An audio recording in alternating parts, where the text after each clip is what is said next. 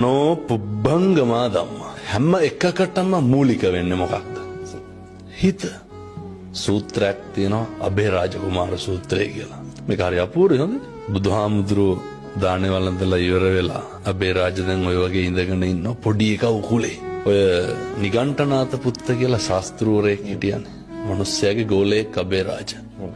අබේරාජ බුදුහාමුදුරුවන්ගේ ප්‍රශ්න ටිකක් අහනවා. බුදුහාමුදුරුවෝ අර පටිපුච්ච ව්‍යාකරණ ක්‍රමයේ යටතේ අබේරාජගෙන් ආපහු අහනවා. අබේරාජ පොඩි එකා ඔය උකුලේ ඉන්නවනේ. පොඩි එකාගේ කටේ කැබිලිති කටුවක් තියෙනවා. අහනවා අබේරාජ ඕක හිර වෙලා තිබ්බොත් මොකද කරන්නේ කියලා. අබේරාජ කොහොමද උත්තර දෙන්නේ? බුදුහාමුදුරුවනේ ඇදලා ගන්නවා. බුදුහාමුදුරුවෝ මොකටද ඇදලා ගන්නෙ? පොඩි එකා බේර ගන්න ඕනේ. පැහැදිලිද මං කියන එක? එහෙමයි. බුදුහාමුදුරුවෝ අදිනකොට ලේනවනේ. කෑ ගහනවනේ. රිදෙනවනේ. ඔව් ඒත් බුදුහාමුදුරුවනේ පොඩි එකා බේර ගන්න ඕනේ. අබේරාජගේ සිතුවිල්ල මොකද්ද? කැබිලිති කඩුව ඇදලා ගන්න ඇයි? පොඩි එකා බේර ගන්න. දැන් පැහැදිලි ඇති මිනිස්සුන්ට මං කියන එක. වේදනයි පොඩ්ඩක්, තුවාලයි පොඩ්ඩක්.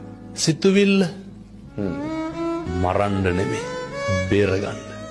උන්වහන්සේ උගන්වනවනේ චේතනාවමයි කර්මය වෙන්නේ කියලා. මිනිස්සුන්ගේ සිතුවිල්ලේ තියෙන කළු සුදු මට්ටමේ අඩු වැඩි අනුව තමයි